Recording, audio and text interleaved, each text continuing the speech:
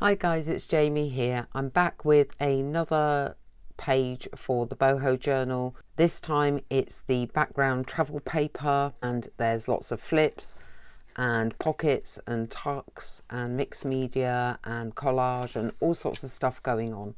So hang around while we get into it. With the airmail page, I'm keeping it so simple I don't even think you need to see me put it together.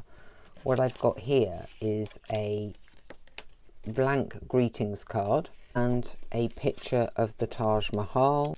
So normally I would use clear gesso to de-shine a glossy page if I wanted it matte.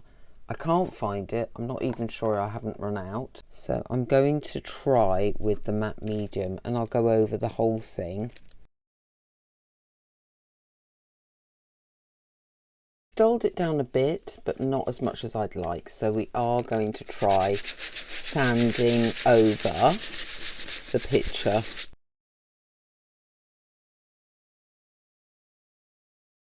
Still a bit shiny, but maybe if we get some ink over that. In some ways I'd like to get rid of those edges, but let's try. Definitely grunging it up a bit. Let's try with a bit of water.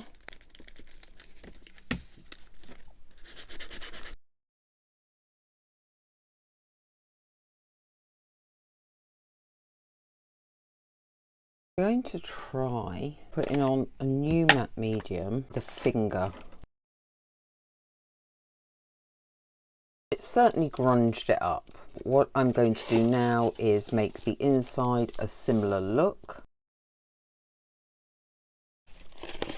And I think that is ready to add some hinges to the back. Now the reason I want to add hinges to the back is so that we can make it into a pocket. I want it to be a top loading, so it will be along here.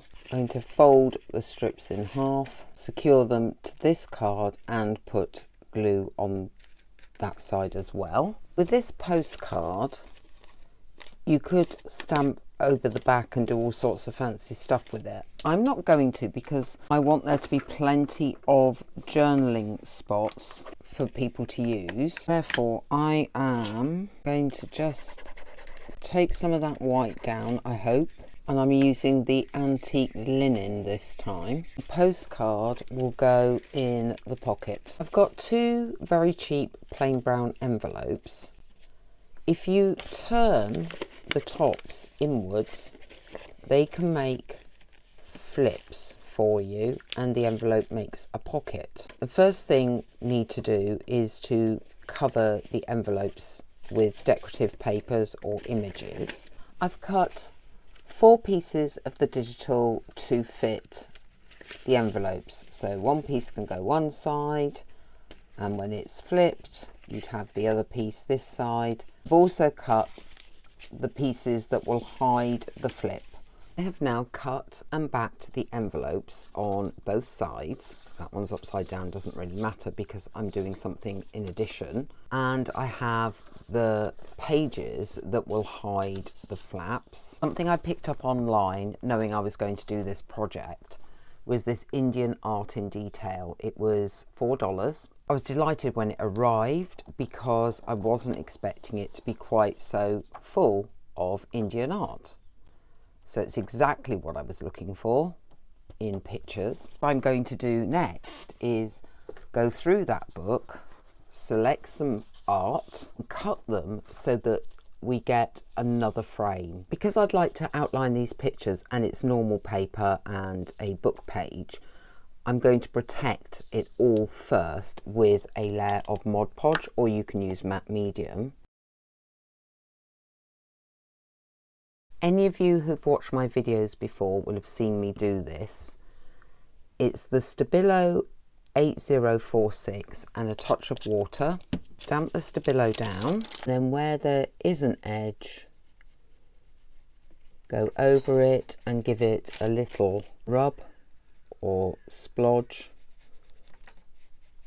to create the border that you're looking for. I decided I wasn't overly keen on the grunge look, so on this side I went for a more hand-styled wobbly, straightforward framing. I do think that looks better. I'm going to get some torn inner one layer pieces and work my way by patchworking around the edge of the framing. I've taken off the excess, but of course the old sanding block is out again to take off the rest. When that's done, it's time for another layer of the Mod Podge. Obviously I am playing at this stage. I'm adding the Salvage Patina Distress ink. I think something else I might like to try is adding some gold leaf and see how that works out.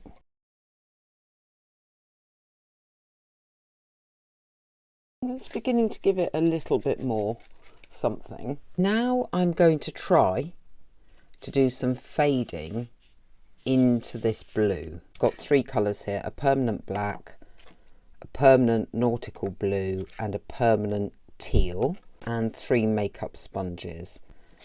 And I'm actually going to try and not copy the colours that are there, but look at what's there and see if there's any way to fade it more into that blue frame. Oops, didn't mean to do that, of course. I do love it when I cause myself more work. That's kind of working. I have the teal. I'm finally beginning to like this. It's taken a while. I'm going to have to put some lining paper or something in that now, which is annoying. Well, that took a while, but we're finally there. Position these first.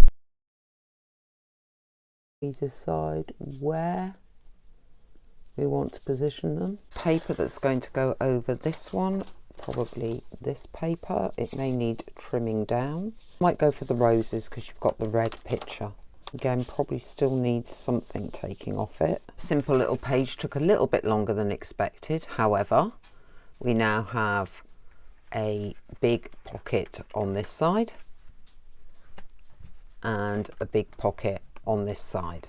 Because the pages so far have been quite full and busy, for the final side I'm going to do a very simple collage. I've got some scraps here plus an old Indian advert. I'm simply going to lay these down as a collage piece that you could write on. That was a nice quick page considering how complex the others have been.